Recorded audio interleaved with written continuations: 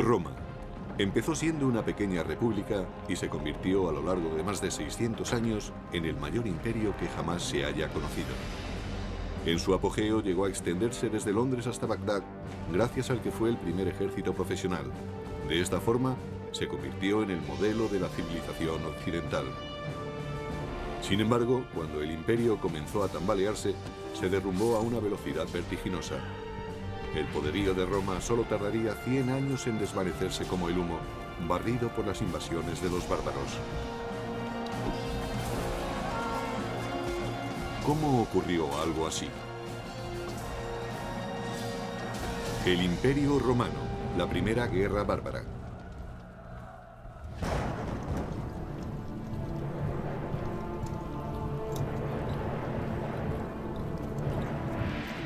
Estamos a finales del siglo II a.C., 100 años antes de la crucifixión de Jesús, una década antes del nacimiento de Julio César.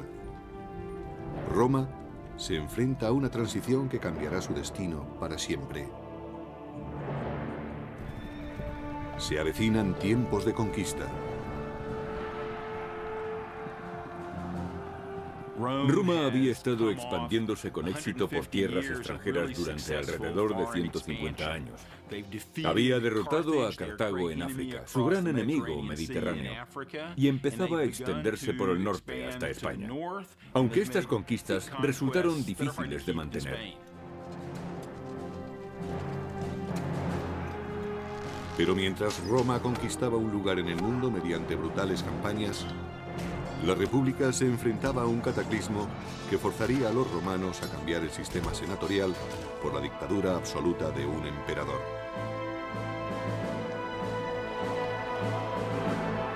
Todo empezó con la primera guerra con los bárbaros.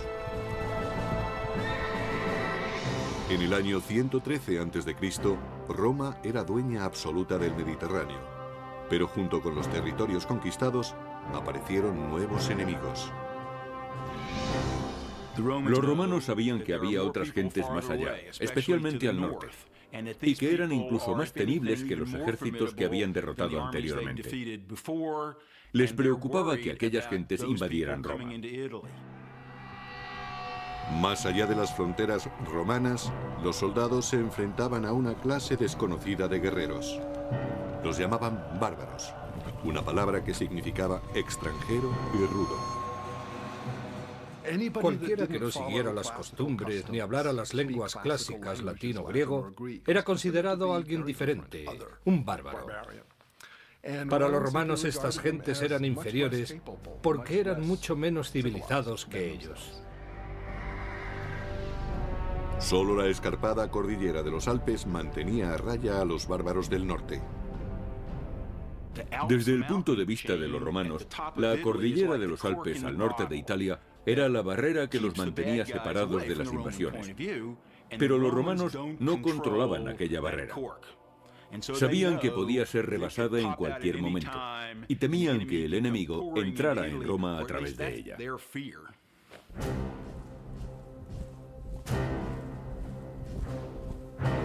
El ejército de Roma hacía guardia contra la amenaza de los bárbaros. Este ejército era una milicia de voluntarios orgullosa de su disciplina, de su entrenamiento y de sus armas. Los soldados romanos de a pie llevaban armadura de metal y cuero, un casco y algo para proteger el pecho. En conjunto, la armadura pesaría entre 25 y 30 kilos, la mitad de su peso corporal. El peso de las conquistas de Roma descansaba sobre los hombros de guerreros endurecidos en combate. Pero en la capital, eran los miembros del gobierno los que recolectaban los beneficios. Roma todavía no era un imperio, sino una república dirigida por el Senado. En la cima política había 2 cónsules electos. Eran los cargos civiles y militares más altos y con mayor poder de Roma. Por encima de todo estaba la dirección del ejército. La seguridad nacional era lo primero. Pero debido a su alta posición, los cónsules ostentaban también un papel muy importante en la política y en la legislación. A pesar de que la República Romana se regía por ideales democráticos, los hombres no nacían iguales. A pesar de que los soldados ganaran numerosas batallas para Roma, jamás podrían aspirar a ser cónsules.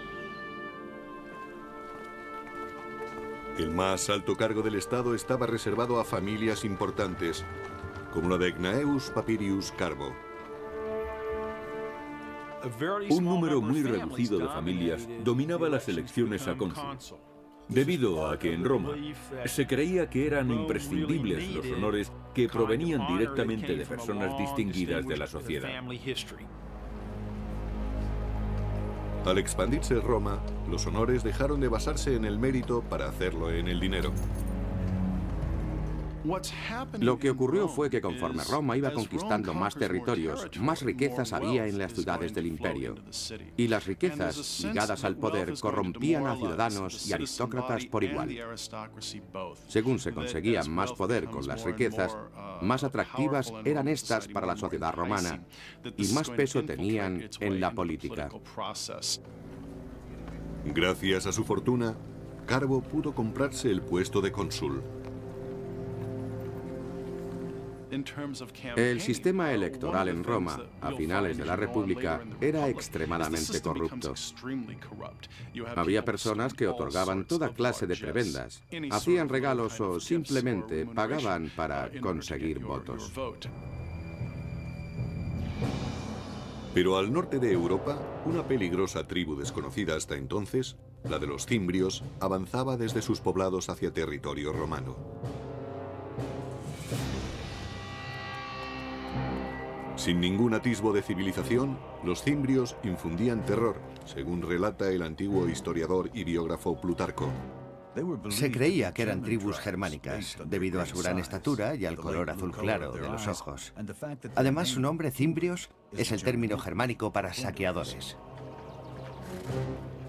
Conducidas por un gran líder, Boirix, sus hordas dejaban un rastro de destrucción allá por donde pasaban.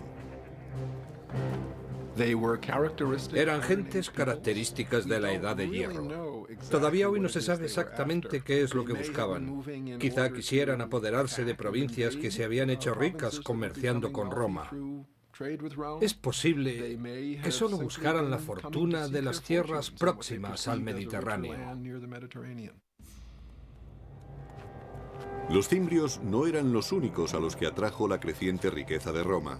Más hacia el sur, otras dos tribus bárbaras se unieron a ellos, los teutones y los ambrones.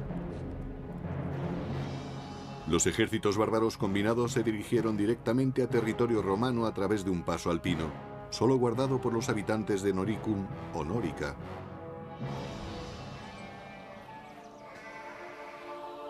Aunque Nórica no era territorio romano, su proximidad hacía que su gente estuviera fuertemente ligada a la República Romana. Nórica era una región situada en el territorio que ocupa la Austria moderna. Los romanos llamaban a sus habitantes Norici debido al nombre de la región, Noricum. Los Norici controlaban los pasos alpinos. Los romanos comerciaban también con los Noirici, pues tenían fama por su habilidad en el trabajo de los metales preciosos y del hierro. La riqueza de los Norici se basaba fundamentalmente en materias primas tales como oro, plata y sal. La minería de la sal era muy importante en los Alpes. Los romanos necesitaban grandes cantidades de sal para usarla como conservante y requerían ese conservante permanentemente. Los pueblos de Nórica eran una tentación irresistible para los despiadados guerreros cimbrios. No les faltaban armas, por lo que podían iniciar un saqueo en cualquier momento. En el segundo y primer siglo antes de Cristo, los cimbrios tenían espadas, lanzas y escudos. Los cascos eran muy raros, pero estaban equipados con un armamento muy efectivo. Pero los bárbaros ansiaban algo más que las riquezas de los habitantes de Nórica. Los bárbaros del norte emigraban para conquistar nuevas tierras. Su objetivo no era simplemente realizar una incursión y marcharse. Querían vivir cerca de Roma. Los artesanos de Nórica no tenían ninguna posibilidad contra los guerreros del norte.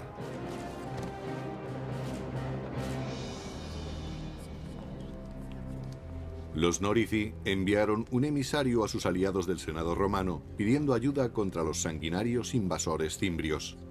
Para ello se dirigieron al aristócrata Carbo, cuyas maniobras políticas habían dado finalmente sus frutos. Ahora ocupaba el puesto de cónsul, el hombre más prestigioso de toda Roma. Carbo ordenó a su ayudante que empezara los preparativos para la guerra. Tenía solo un año para ganar la gloria y la riqueza que da la victoria. Tenía que demostrar sus cualidades de dirigente por medio de un acto viril. Y ese acto viril era hacerse con el éxito en el campo de batalla.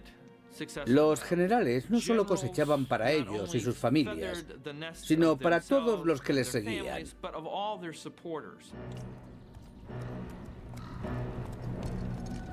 Carbo aceptó el reto y llevó sus tropas a Nórica. A pesar de su total inexperiencia en las artes de la guerra, estaba ansioso por demostrar que era algo más que un acaudalado senador. Llegó a Nórica apoyado por los soldados del ejército romano. Tras un siglo de victorias, estos soldados tenían plena confianza en sí mismos. Los cimbrios se defendieron diciendo que no sabían que no podían estar en aquel territorio y les mandaron embajadores. Los bárbaros no habían visto nunca una fuerza tan bien equipada y disciplinada. Su caudillo, Boirix, le dijo a Carbo que su gente solo quería regresar a su hogar pacíficamente, y Carbo estuvo de acuerdo en que se marcharan. Pero hay poca gloria en una tregua, y el general romano preparó un plan para conseguir la victoria que tanto necesitaba. Carbo simuló que iba a negociar, pero envió sus tropas por un atajo para atacar a los cimbrios antes de que regresaran los embajadores. Esperaba así conseguir el triunfo. Pero su plan fracasó. El cónsul romano Carbo consiguió engañar a los cimbrios, pero fue precisamente ese engaño lo que le trajo la desgracia.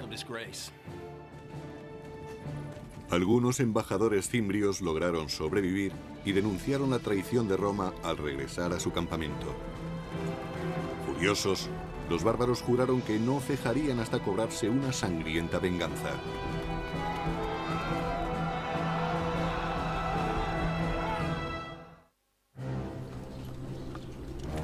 En 113 a.C., el general romano Carbo parlamentó en busca de paz con unos violentos bárbaros, los cimbrios, pero finalmente se retractó y asesinó a sus embajadores. Su traición despertó la ira de los bárbaros, quienes daban un gran valor a la palabra dada. Jurando vengar a sus camaradas caídos, los cimbrios devolvieron el golpe con súbita furia. Así lo escribió el biógrafo clásico Plutarco. Su valor y osadía no tenían parangón. Se lanzaron a la batalla con la velocidad del rayo. Nada podía detenerles.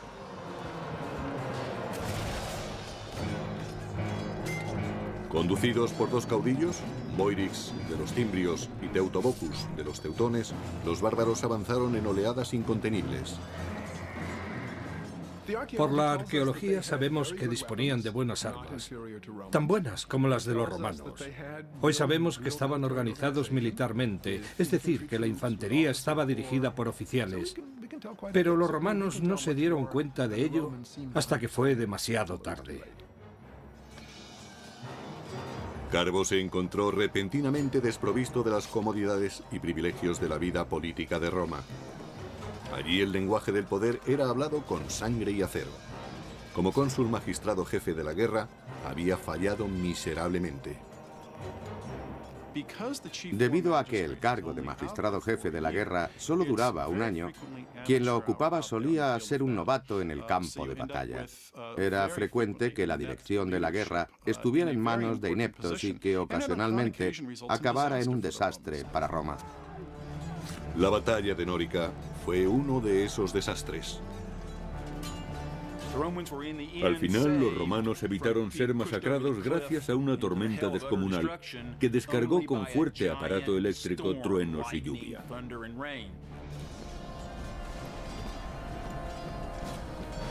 Derribado de su caballo, Carbo trató de huir de aquel caos de muerte. Pero escapó de la batalla solo para suicidarse, pues había caído en desgracia ante Roma y ante los ojos de los dioses. Los dioses salvaron a los romanos, pero solo después de que un gran número de ellos hubiera muerto. Dedujeron que los dioses estaban descontentos con el comportamiento de Roma. A pesar de lo ocurrido, los romanos siguieron creyendo que solo los aristócratas podían conducirlos a la victoria. Los romanos creían que lo antiguo era lo bueno y que lo nuevo era peligroso. Por eso los políticos y líderes preferían personas procedentes de una familia con un amplio historial. A lo largo de la década siguiente, una serie de nobles más arrogantes que capaces dirigieron los ejércitos para proteger la provincia que Roma tenía en las Galias. Se enfrentaron a los bárbaros en Tolosa, Burdigalia y finalmente en Aurasio, ciudades que hoy en día conocemos como Toulouse, Burdeos y Orange. En cada combate, los bárbaros derrotaron completamente a las legiones romanas.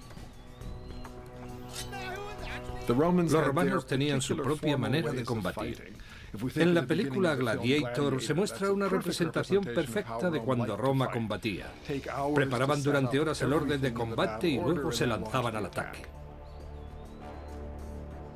En contraste, el contraataque de los bárbaros era impredecible y devastador para las filas romanas. Si un soldado de una fila caía abatido, el que estaba detrás de él ocupaba su puesto. Los soldados veían la muerte muy de cerca.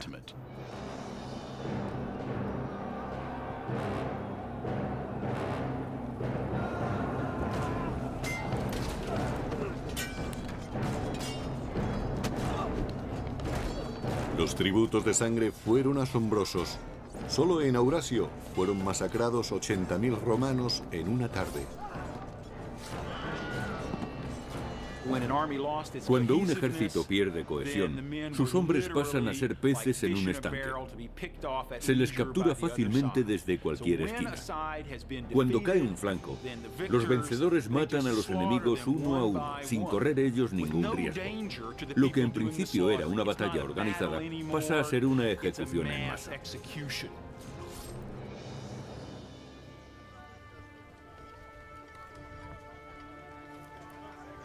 En el año 105 a.C., los cimbrios y sus aliados deseaban algo más que la sangre y el botín de Roma.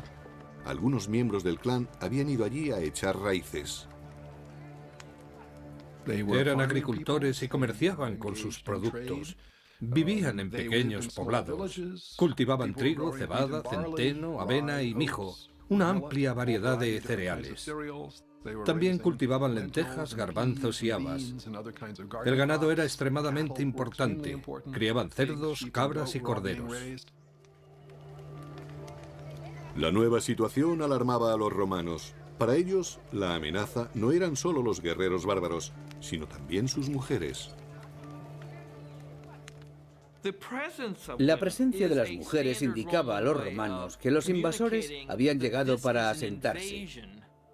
En otras palabras, eran grupos que llegaban para alterar significativamente la forma de vida romana, amenazando a sus valores fundamentales.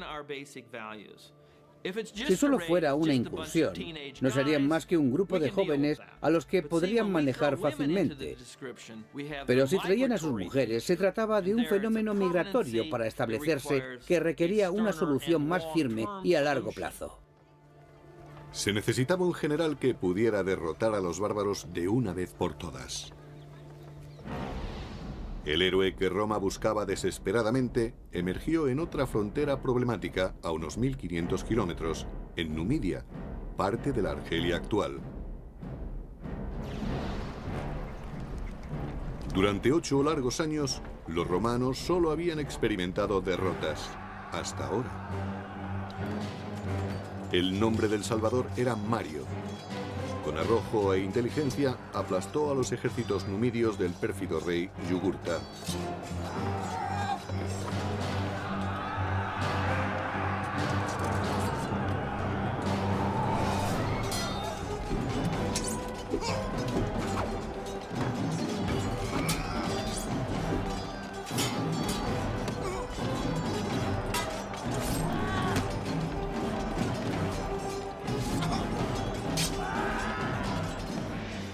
Roma necesitaba grandes soldados, y Mario era el mejor que había tenido. Era un gran jefe, sabía elegir el momento y lugar adecuados para presentar combate y cómo ganarse la lealtad y el afecto de sus soldados. Cavaba trincheras junto a ellos. Comía la misma comida y estaba en mejor forma que ellos, aun siendo los soldados mejor preparados del mundo. Y lo hacía con naturalidad, pues Mario no era ningún aristócrata y hablaba con orgullo de sus orígenes humildes. No sé quiénes fueron mis antepasados, pero puedo enseñar mis medallas y otros honores militares, por no hablar de mis cicatrices, todas ellas ganadas en batalla. Estos son mis títulos de nobleza. Ahora, cuando los bárbaros del norte se acercaban, los romanos recurrieron a Mario, su última esperanza. Al final del segundo siglo a.C., una tribu bárbara muy violenta, los cimbrios, junto con sus aliados los teutones y los ambrones, arrasaron la frontera del norte. Una aterrorizada Roma recurrió entonces a su mejor general, el nuevo cónsul Mario. Era un probado jefe militar, y los romanos no querían fallar ahora contra los teutones y los cimbrios, que habían derrotado ejército tras ejército. Había que resolver inmediatamente el problema enviando a la batalla a un líder capacitado. Pero el gran Mario no podía dirigir sin hombres que le siguieran. Devastada tras una década de guerra, Roma pasaba por una escasez crítica de soldados. Los romanos llevaban años de luchas contra las tribus germánicas, y en esos años, el 113, 109, 107, 106 y 105 a.C., perdieron a muchos hombres en el campo de batalla. Por tanto, se enfrentaban a una terrible crisis. A pesar de una enérgica campaña de reclutamiento, Mario no logró encontrar suficientes terratenientes que quisieran luchar. Para ingresar en el ejército romano en la Alta República había que tener propiedades, recursos, y eso causaba problemas al ejército romano a la hora de conseguir un número suficiente de soldados. La solución de Mario fue tan sencilla como radical. Envió a reclutar soldados entre las gentes pobres que no poseían tierras. Si no había que tener propiedades para ser ciudadano romano, ¿por qué tenerlas para ser legionario? Muchos querían ser soldados, era un buen trabajo y muy emocionante. Brindaba buenas oportunidades para el saqueo, lo que garantizaba vino, mujeres y diversión. Y ofrecía la posibilidad de ver mundo a costa del gobierno. Ocurrió lo mismo que hoy en día en las oficinas de reclutamiento. Mario permitió que cualquiera pudiera ingresar en el ejército, con lo que Roma dispuso de una cantera de hombres mucho más extensa para formar sus legiones. En la sociedad romana convivían muchísimos más pobres que gente de clase media. La vieja guardia medía a los reclutas por sus ganancias. Mario eligió a los suyos por su aptitud para el combate. Si podían enfrentarse a un legionario, podrían enfrentarse a los bárbaros. Al extender la búsqueda de legionarios a todo el proletariado, se consiguió inmediatamente que el soldado corriente dependiera aún más del éxito del jefe. Se suponía que el general debía mantener a los soldados que trabajaran bajo sus órdenes y ser generoso con ellos. Atraídos por la promesa de ganar riquezas, surgió una nueva clase de soldados romanos. Mario prometió darles todas las armas y formación que necesitaran. Os enseñaré a derrotar al enemigo, a no temer más que a la desgracia, a dormir en el suelo y a luchar con el estómago vacío. En el año 104 a.C., Mario se dirigió con su ejército a las Galias para enfrentarse a los cimbrios. Por suerte para los romanos, los bárbaros eligieron ese preciso momento para abandonar las Galias e invadir Hispania. Aquel error táctico dio a Mario un tiempo precioso. Mario formó un nuevo ejército partiendo de la nada y consiguió que sus soldados se endurecieran y se desvivieran por su ejército. Mario introdujo muchas innovaciones en el ejército. Entre otras cosas, distinguió cada legión con un águila de plata como estandarte. También entrenó a sus hombres para que llevaran su equipo. Así se desplazaban más rápidamente. Pero a veces iban tan cargados que decían de sí mismos que eran las mulas de Mario. Por tanto, no necesitaban animales de carga para llevar a su ejército al combate. Ellos mismos hacían de mulas. Aquello les hacía más efectivos, más flexibles. Fue precisamente esa flexibilidad de las legiones lo que hizo que triunfaran las reformas de Mario, además de la estandarización del equipo. Bien equipados y unificados en espíritu, los soldados de Mario estaban listos para luchar, pero aún no habían sido probados en combate. Pasaron 2 años sin que aparecieran los bárbaros, pero seguían inspirando temor. Los romanos ignoraron los antiguos límites del mandato consular y reeligieron cónsul a Mario como magistrado jefe de la guerra. Para resolver parte del problema de la amenaza del norte, le dieron a Mario un mando extraordinario en los años 104, 103, 102, 101 y 100 para que siguiera siendo cónsul. Lo reeligieron una vez tras otra. Finalmente, la amenaza fantasma se hizo real en el año 102 a.C. Los cimbrios, teutones y ambrones partieron del norte y del oeste en dirección hacia Roma. Mario construyó una fortaleza cerca de Aurasio y envió otro destacamento para proteger Nórica. Sobre todo, debían proteger los accesos alpinos a Roma. Al cabo de unas semanas, la mitad de la horda de teutones y ambrones rodeaban el fuerte de Mario. Una visión terrible, según Plutarco. Sus tropas parecían infinitas. Su visión era espantosa. Su forma de hablar y sus gritos no se parecían a nada que hubieran oído antes. Sin embargo, Mario obligó a sus soldados a fijarse en ellos y a aprender. Mario era un militar brillante. Conocía la vida, la forma de pensar y la psicología de los soldados. Mario hizo que la República Romana confiara en que podían derrotar a los bárbaros más fieros del mundo. La fortaleza se mantuvo, y aunque los teutones y los ambrones no pudieron pasar, una fuerza de 150.000 hombres se dirigió hacia el sur en busca de otro paso entre los montes. Los romanos les siguieron a la distancia, sin prisas, esperando el momento y el lugar oportuno. Mario eligió el campo de batalla perfecto desde donde lanzaría el poderío de su poco convencional ejército.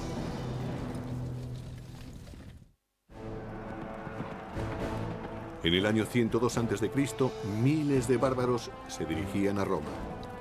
El gran general romano Mario persiguió a los teutones y ambrones mientras trataban de encontrar un paso entre los Alpes. Trasladó a sus soldados desde su fortaleza de Aurasio a Aquae-Sextiae, la actual Aix-en-Provence de Francia. Allí, Mario ordenó a sus hombres que acamparan, tras elegir cuidadosamente su posición. El campamento romano era una pieza singular de su maquinaria militar. Preferentemente debía estar situado en un alto para observar las maniobras del enemigo. Tenía forma de cuadrícula y estaba rodeado de un foso profundo con un terraplén que conducía directamente a él, conocido como Ager. Todos tenían una misión que cumplir.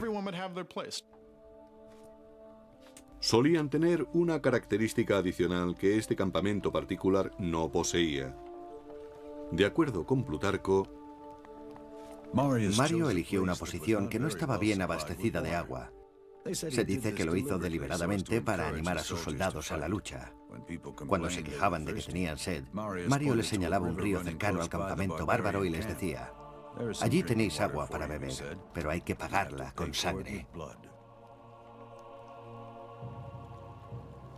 A las orillas del Ródano, asentados en dos grandes campamentos, los ambrones y los teutones tenían toda el agua que querían para beber. Convencidos de que los romanos no eran problema para ellos, los ambrones se entregaron a los festejos. Los romanos, especialmente los soldados corrientes, tenían miedo a los bárbaros que estaban más al norte, los de climas más fríos. Los climas extremos endurecían a los hombres. Eran mucho más grandes que los romanos, gritaban más que ellos y desde el punto de vista romano olían muy fuerte. No porque no se bañaran, que probablemente lo hacían más que los romanos, sino porque se rociaban con grasa de oso. Los romanos utilizaban aceite de oliva. Los bárbaros no sospecharon del peligro que se escondía en el bosque. Un pequeño contingente de soldados enviados por Mario les acechaba. Los soldados romanos tenían miedo. Eran realistas. Sabían que se enfrentaban de cerca a la muerte. Ellos, al igual que sus enemigos, no mataban a distancia.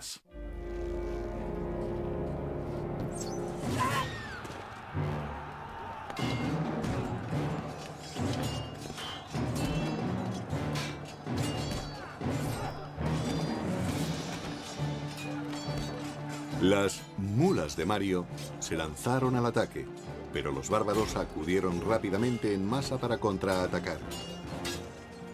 Cuando la derrota parecía cernirse sobre los romanos, Mario mandó refuerzos. Los romanos empujaron a los ambrones hacia su campamento, donde la batalla tomó un extraño rumbo. Así lo explicaba Plutarco. Aparecieron mujeres armadas con espadas y hachas, profiriendo los gritos más horribles.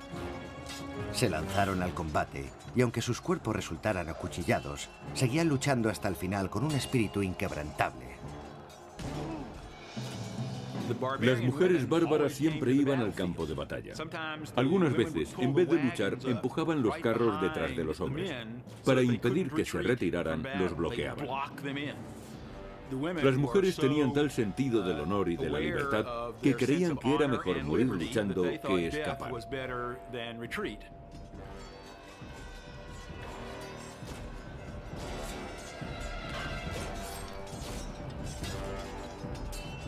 Para los romanos, aquellas mujeres resultaban increíblemente valientes y bravas. Creían que los bárbaros aceptaban los mayores riesgos al traer a sus familias al campo de batalla. Lo arriesgaban todo a una jugada. Su lema era vencer o morir, y eso incluye a todos, hombres, mujeres, niños y recién nacidos.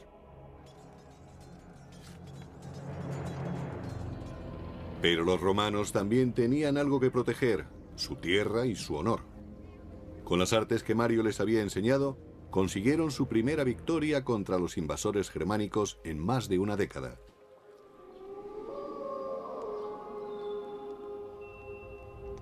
En su campamento, Mario se preparaba para el ataque de represalia que sin duda lanzaría Teutobochus, rey de los teutones.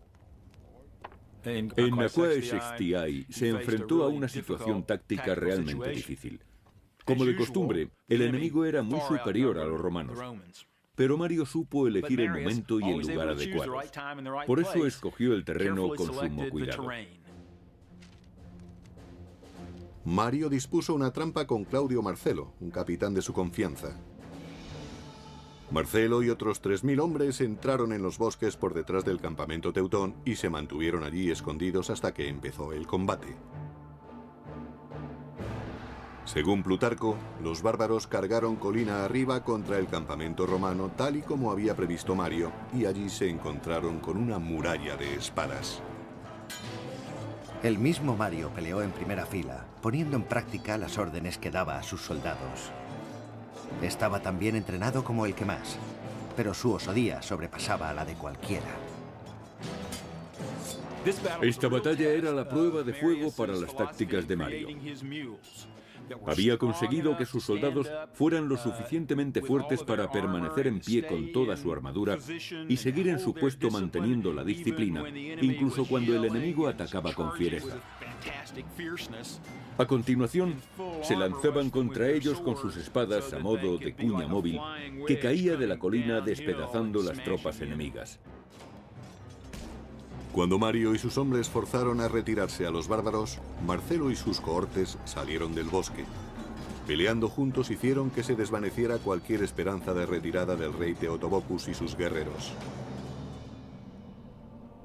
El número de bajas era incalculable. Los romanos masacraron más de 100.000 teutones. El resto pasaron a ser esclavos, botín de guerra que haría ricos a las mulas de Mario y a sus ayudantes. Se preocupaba no solo de sus soldados, sino también era muy generoso con los romanos de todas las clases sociales. Mario, al monopolizar el poder desde las alturas, se convirtió en un ejemplo a seguir, incluso para la clase senatorial.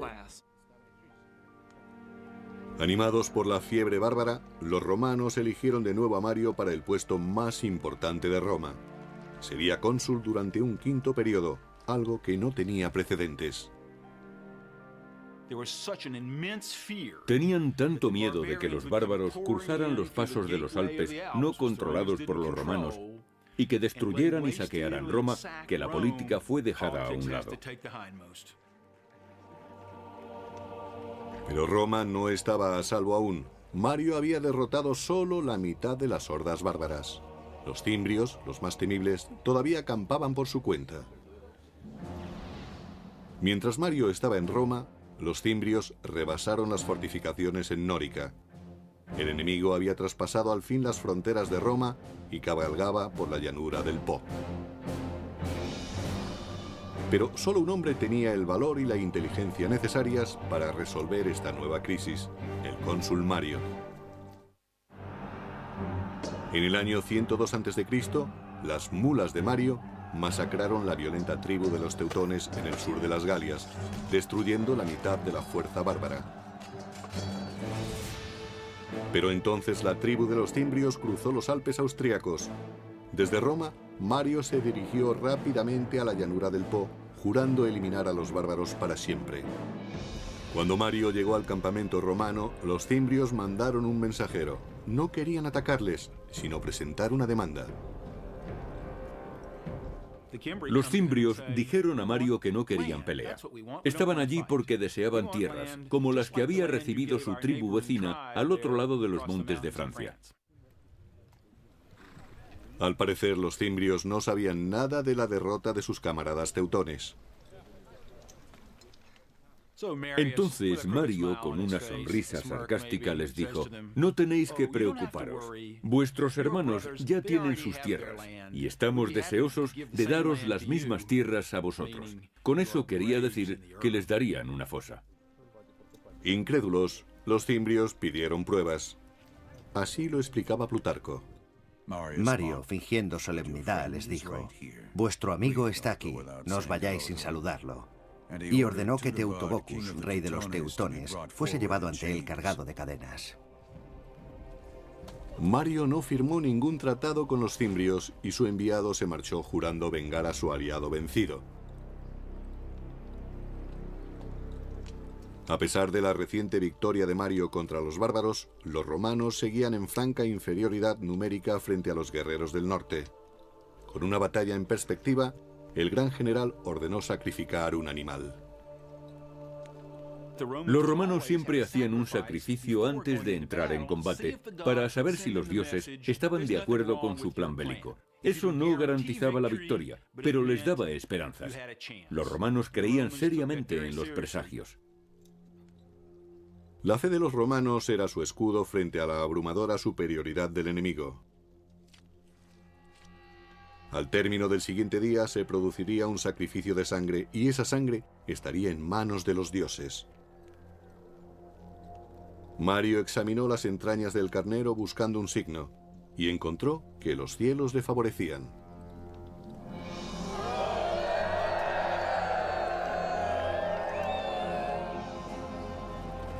En el año 101 a.C., toda Roma sufría mientras los dos enemigos mortales se enfrentaban en la aldea de Vercelli, en la moderna Italia. Formada por 15.000 jinetes, la caballería de los cimbrios avanzó por el campo de batalla. Le seguía de cerca su temible infantería, miles de hombres en masa corriendo a toda velocidad. Cuando los romanos establecieron su línea de combate, Mario hizo una última petición a los dioses. Así lo explicaba Plutarco. Mario lavó sus manos y las alzó al cielo, jurando ofrecer un sacrificio de 100 bestias si conseguía hacerse con la victoria. En conjunto, los romanos contaban con algo más de 50.000 hombres para enfrentarse al doble de cimbrios. Eran la pesadilla de los romanos, pero Mario supo burlar al enemigo. Situó sus tropas de forma que el sol saliera por detrás de sus soldados para que cuando estuviera en el cenit se reflejara en las armaduras y éstas proyectaran destellos. Los bárbaros creyeron que el cielo estallaba en llamas y que los dioses estaban ayudando a sus enemigos. Notando la súbita ansiedad de los cimbrios, los romanos atacaron.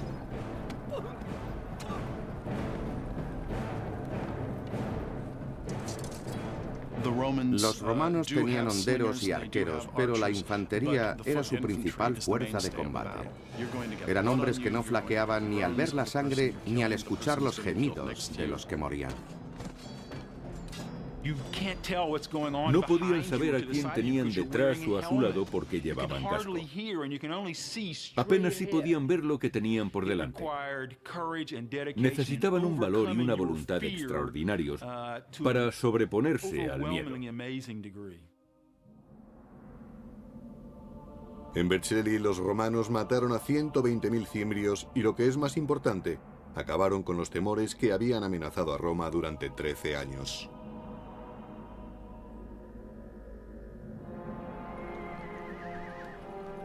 Tras la guerra, Mario volvió a Roma convertido en héroe. La multitud lo ensalzó como salvador de la República. A pesar de la vieja ley que no permitía ser cónsul 2 veces consecutivas, fue aclamado nuevamente para el puesto. Al hacerse de nuevo con el poder para el pueblo, Mario se acercaba cada vez más al concepto de jefe absoluto, el emperador. Y eso era exactamente lo que la aristocracia temía. Desaparecido el peligro de los bárbaros, muchos nobles se declararon abiertamente hostiles a Mario. Para permanecer en el poder, Mario tenía que buscar apoyos, y para ello acudió a políticos corruptos, partidarios del soborno y el asesinato. Desgraciadamente, Mario no supo elegir bien a sus aliados. En el terreno político, Mario no era decisivo, ni tenía la perspicacia que había tenido en combate con las lanzas y las espadas. Celoso de otros potenciales líderes militares, Mario ordenó asesinar a muchos de sus rivales. Bajo el mandato de Mario, la violencia se impuso al debate a la hora de dilucidar diferencias políticas. El general había salvado a Roma, solo para recortar el poder de la República. Sin embargo, Mario nunca perdió el afecto popular. En el año 86 a.C., poco antes de su muerte, le volvieron a elegir para un extraordinario 7º mandato consular. Dejó un legado de poder en manos de los militares y un legado de apoyo popular para el hombre que ostentara ese poder. Supuso un punto de inflexión que cambiaría el equilibrio de poder. En lugar de controlar el sistema consular entre varias familias, lo haría un único jefe militar. A partir de ese momento, el poder del dinero y el respaldo popular serían usados tanto como apoyo como para amenazar a los enemigos políticos.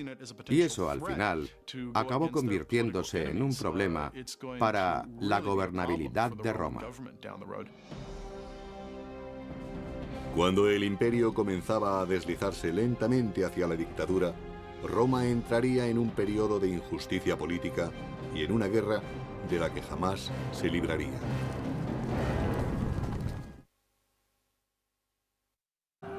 Roma había estado expandiéndose con éxito por tierras extranjeras durante alrededor de 150 años. Había derrotado a Cartago en África, su gran enemigo mediterráneo, y empezaba a extenderse por el norte hasta España, aunque estas conquistas resultaron difíciles de mantener. Pero mientras Roma conquistaba un lugar en el mundo mediante brutales campañas, la República se enfrentaba a un cataclismo que forzaría a los romanos a cambiar el sistema senatorial por la dictadura absoluta de un emperador.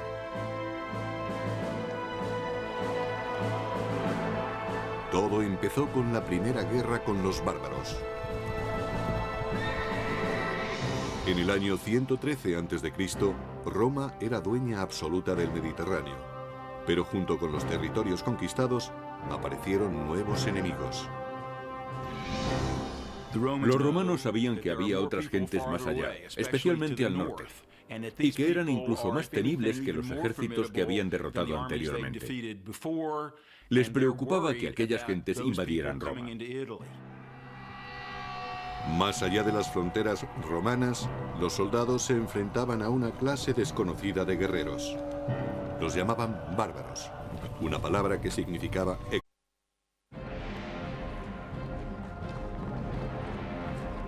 Roma empezó siendo una pequeña república y se convirtió a lo largo de más de 600 años en el mayor imperio que jamás se haya conocido.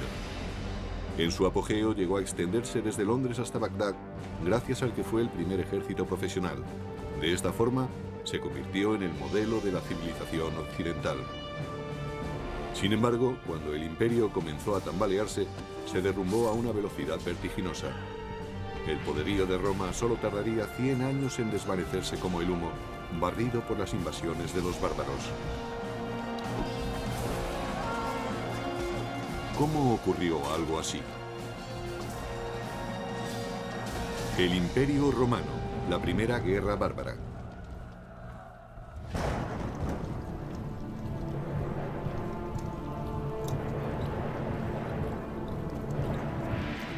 Estamos a finales del siglo II a.C., 100 años antes de la crucifixión de Jesús, una década antes del nacimiento de Julio César.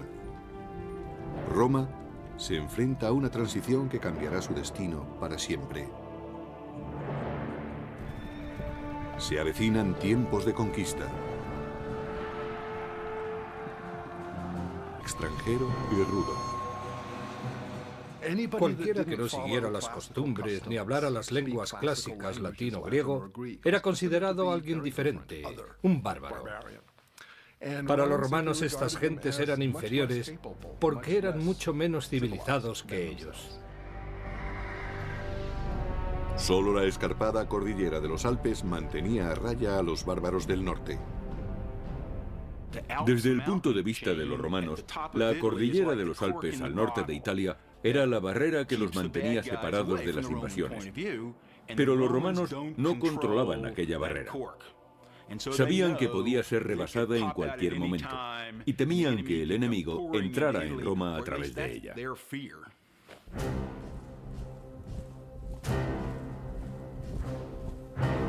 El ejército de Roma hacía guardia contra la amenaza de los bárbaros.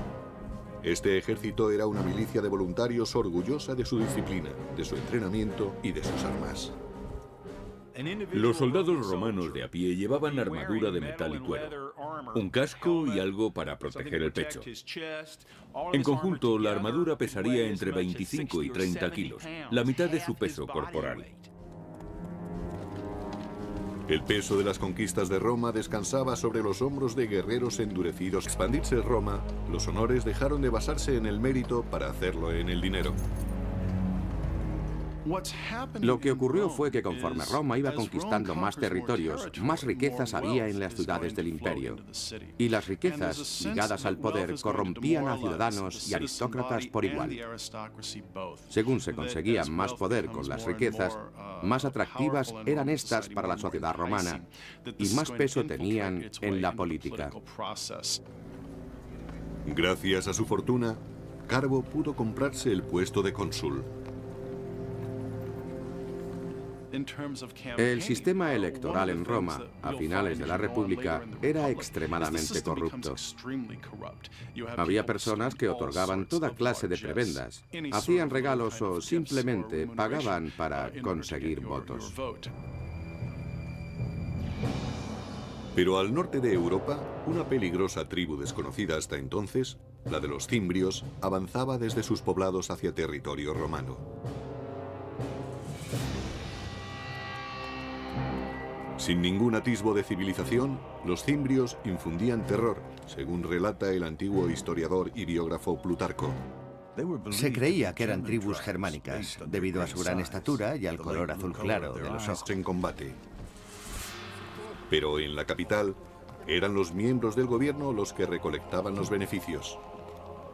Roma todavía no era un imperio, sino una república dirigida por el Senado.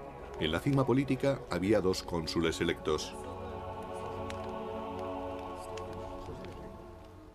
Eran los cargos civiles y militares más altos y con mayor poder de Roma. Por encima de todo estaba la dirección del ejército. La seguridad nacional era lo primero. Pero debido a su alta posición, los cónsules ostentaban también un papel muy importante en la política y en la legislación. A pesar de que la República Romana se regía por ideales democráticos, los hombres no nacían iguales. A pesar de que los soldados ganaran numerosas batallas para Roma, jamás podrían aspirar a ser cónsules. El más alto cargo del Estado estaba reservado a familias importantes, como la de Gnaeus Papirius Carbo.